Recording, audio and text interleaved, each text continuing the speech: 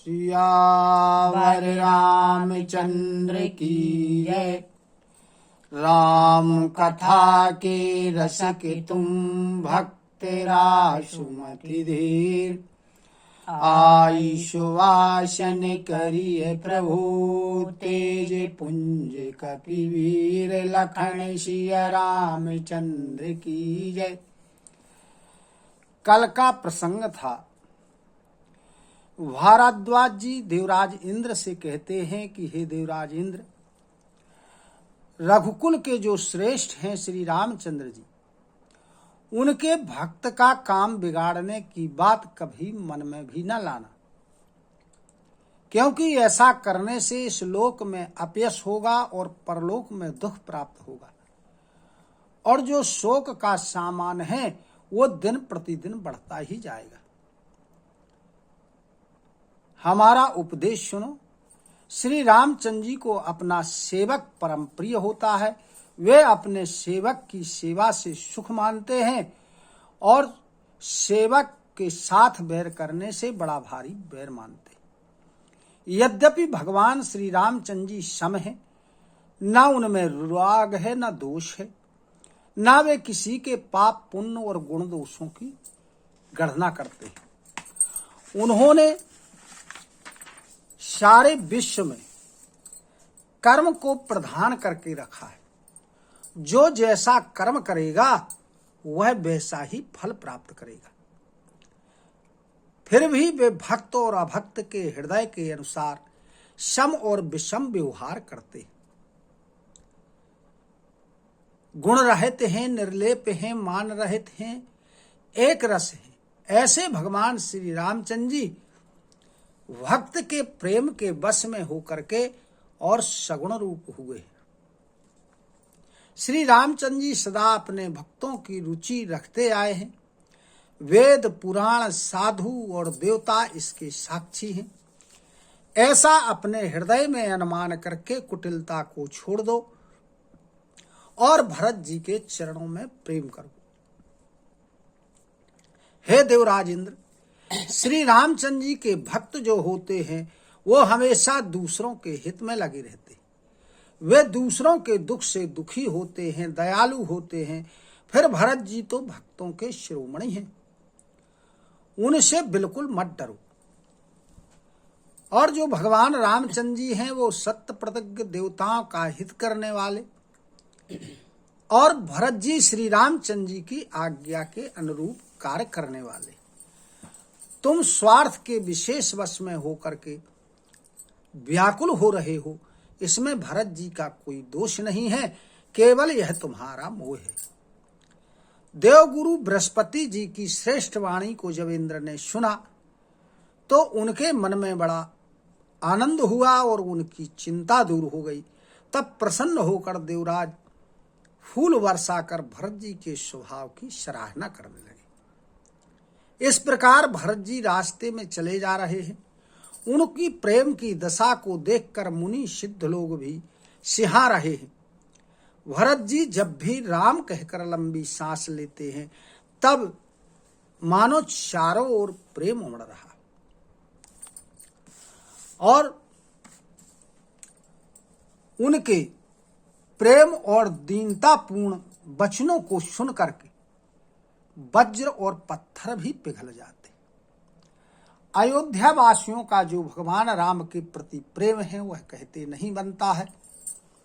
भरत जी सारे समाज के साथ यमुना के तीर पर पहुंच गए और यमुना जी का जल देख करके उनके नेत्रों में प्रेम के आंसू बह आए। रघुनाथ जी का श्याम रंग था और श्याम रंग का ही जल देखकर सारे समाज सहित भरत जी श्री रामचंद्र जी के ब्रह रूपी समुद्र में डूबते डूबते विवेक रूपी जहाज के ऊपर चढ़ गए। उस दिन भरत जी ने यमुना के किनारे निवास किया। समय के अनुसार सबके लिए खान पान आदि की सुंदर व्यवस्था निषाद राज का संकेत पाकर के वहां के लोगों ने की। रात ही रात में घाट घाट की जो नाव थी सब वहां एकत्रित हो गईं। जिनका वर्णन नहीं किया जा सकता। प्रातः काल हुआ तो एक ही खेवे में सब लोग पार हो गए और श्री रामचंद्र जी के सखा निषाद राज की इस सेवा से सभी संतुष्ट हुए। फिर सभी ने स्नान किया, यमुना जी को सिर नवा करके और निषाद राज के साथ दोनों भाई भरत और शत्रुघ्न चल दिए। आगे आगे अच्छी अच्छी सवारियों पर श्रेष्ठ मुनि हैं, उनके पीछे सारा समाज जा रहा है और उस समाज के पीछे दोनों भाई सादे वस्त्रों में, सादे वेश में पैदल ही जा रहे। सेवक मित्र और मंत्री के पुत्र उनके साथ में हैं। लक्ष्मण, सीता जी और श्री रघुनाथ जी का स्मरण करते हुए जा रहे। जहां जहां श्री रामचंद्र जी ने निवास किया, विश्राम किया, वहां वहां सभी प्रणाम करते हैं। मार्ग में रहने वाले जो स्त्री पुरुष हैं, जब उन्होंने सुना कि भरत जी समाज के सहित आ रहे हैं तो वह अपने अपने घर का काम छोड़ करके दौड़े चले जाते। उनके सौंदर्य, उनके प्रेम को देखकर सब अपने जन्म लेने का फल प्राप्त करके और आनंदित हो रहे। अब इसके आगे का प्रसंग। मगवासी नर नारी सुनि धाम काम तजी धाई, देखी स्वरूप स्नेह सब मुदित जन्म फल पाई, लखन सिया रामचंद्र की जय। रास्ते के सभी स्त्री पुरुष ने जब सुना तो दौड़े चले आए, अपना अपना काम छोड़ दिया और भरत जी के स्वरूप, उनके स्नेह को देख करके सब लोगों ने अपने जन्म का फल प्राप्त किया। काहि सप्रेम एक एक पाही, राम लखनु सखी होहि कि नाही, बच बपू वरन रूप सोयाली, शील सनेहु सरस समुचगाली। अब जो स्त्री पुरुष हैं वो आपस में एक दूसरे से कहते हैं कि हे सखी, स्त्रियां कहती हैं दूसरी स्त्रियों से कि हे सखी, ये राम लक्ष्मण हैं या नहीं है। कहती है कि हे सखी, इनकी जो अवस्था है, आयु है, इनका शरीर है और रंग रूप है, तो वह तो राम और लक्ष्मण जैसा है। इनका शील, इनकी स्नेह उन्हीं के समान है और इनकी चाल भी उन्हीं के समान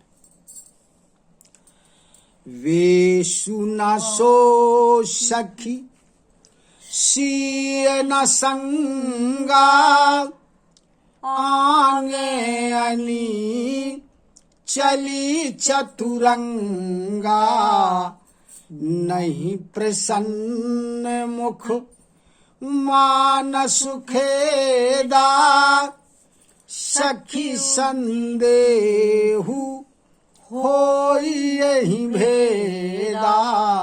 कहती है वह सखी स्त्रियों से, अपनी सखियों से, कि बाकी सब तो एक जैसा है, लेकिन इनका वेश राम लक्ष्मण जैसा नहीं है और ना सीता जी इनके साथ में है और इनके आगे आगे चतुरंगणी सेना चल रही। इनके मुख पर प्रसन्नता नहीं है, इनके मन में दुख है। इसलिए इसी के कारण ये संदेह होता है कि ये राम लखन है या नहीं। तासु तरकोतिय गन मन मानी, कहीं सकल तेहि सम न सयानी, तेहि सराही वाणी फुरी पूजी, बोली बंधोर बचन तिय दूजी। उसका तर्क सुन करके जो दूसरी स्त्रियां थीं उनके मन को बड़ा अच्छा लगा कि इसके समान चतुर कोई और नहीं है। उसकी सराहना करती हैं और कहती हैं कि तुम्हारी वाणी जो है, जो तुमने कहा है वह सत्य है। इस प्रकार उसका सम्मान करते हुए एक दूसरी स्त्री बड़े प्रिय वचनों के साथ कहने लगी, कही सप्रेम सब कथा प्रसंगु, जेहि विधि रामो राज रस भंगु। भरतहि बहुरी सराहन लागी, शील स्नेह शुभाए शुभागी। अब श्री रामचंद्र जी का जो राज तिलक होना था फिर वह भंग हो गया, बिगड़ गई बात। यह सारी कथा बड़े प्रेम के साथ उस स्त्री ने सभी को सुनाई और सुनाने के बाद फिर वह स्त्री भरत जी के स्नेह, उनकी शीलता और उनके स्वभाव की सराहना करती है। चलत पया दे खात फल, पिता दीन तजुराजू। जात मनावन रघुवरहि, भरत सरिस को आजू। लखन सिया रामचंद्र की जय। वह स्त्री कहती है, बाकी स्त्रियों से, सखियों से कहती है कि हे सखी, देखो भरत जी को उनके पिताजी ने राज्य दिया था, लेकिन उस राज्य का त्याग करके और पैदल ही फल फूल खाते हुए जा रहे हैं। किस लिए जा रहे हैं? श्री रामचंद्र जी को मनाने के लिए। इसलिए भरत के समान आज कौन है? भाई पो भगति भरत आचरणु, कहतो सुनतो दुख दूषण हरनु। जो किछु कहबो थोरे सखी सोई, राम बंधु अस काहे न होई। भरत जी का जो भाईपना है, उनका भाईचारा है, भक्ति और इनके जो भरत जी के आचरण है, वो कहने और सुनने से दुख और दोषों का नाश करने वाले हैं, उनका हरण करने वाले हैं। हे सखी, उनके संबंध में जितना भी कहा जाए, जो कुछ भी कहा जाए, सब कुछ थोड़ा है। और फिर भरत जी ऐसे क्यों नहीं होंगे? क्योंकि वो श्री रामचंद्र जी के भाई हैं। हम सब सानुज भरत ही देखें, भयनो धन्नो जुव तीजन लेखें। मुनि गनो देखी सुनि गुनो देखी, दशा पछिताही। काय कई जननी जो कुसुत नाही। और कहने लगी वह स्त्री कि छोटे भाई शत्रुघ्न के सहित भरत जी को देखकर हम आज सब धन्य हो गए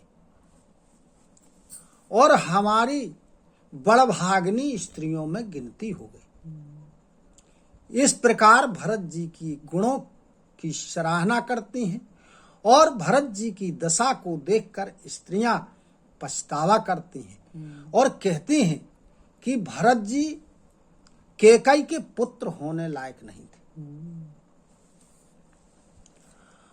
को कहा दूषण राने नाहिन, विधि सबु कीन हम ही जो दाहिन। कहाँ हम लोग वेद विधि ने, लघुति को लेकर तू तो मलिन। कोई कोई स्त्रियां कहती हैं कि इसमें रानी का कोई दोष नहीं है। तो किसी ने कहा क्यों?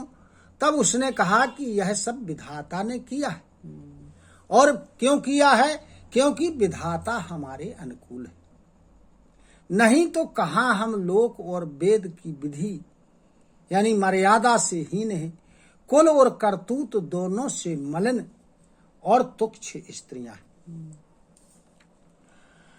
बसही कुदेश कुगांव कुबामा, कहाँ यह दराशु पुण्य परिणामा। असे आनंदु अचि ऋजु प्रतिग्रामा, जनु मरुभूमि कलप तरुजामा। कहती हैं कि हम लोग बुरे देश में यानी जंगल में, पहाड़ों में और गांवों में निवास करने वाले और स्त्रियां हैं, और कहाँ यह महान पुण्यों का परिणाम देने वाला जो इनका दर्शन है। ऐसे ही आनंद और आश्चर्य गांव गांव में हो रहा है, जहां से भरत जी सारे समाज के सहित निकल रहे। वहां ऐसा लगता है कि मानो मरुस्थल में यानी मरुभूमि में कल्प वृक्ष पैदा हो गया हो, उगाया हो। भारत दरसु देखत खोल्यो, मगलो गन कर भागु। जनु सिंघल वासिन भयउ, विधिवश सुलभो प्रयागु। लखन सिया रामचंद्र की जय। अब भरत जी का जो स्वरूप है, उनका दर्शन है, वह दर्शन करते ही रास्ते में रहने वाले जो लोग थे उनके भाग्य खुल गए। किस प्रकार? मानो सिंघल द्वीप के निवास करने वालों को और तीर्थराज प्रयाग सुलभ हो गया। सियावर रामचंद्र की जय। कथा विसर्जन होते हैं, सुनहु वीर हनुमान। जो जन जहाँ से आए हो, सो तहाँ करऊ पयान।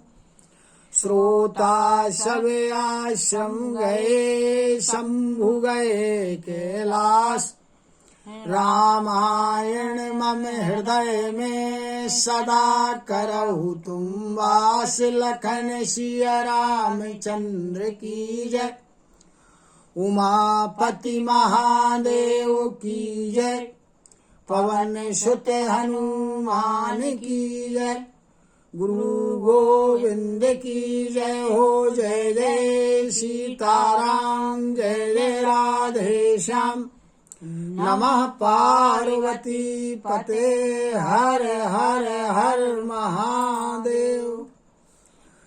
हरि शरणं हरि शरणं हरि शरणं हरि शरणं हरि शरणं हरि शरणं हरि शरणं हरि शरणं।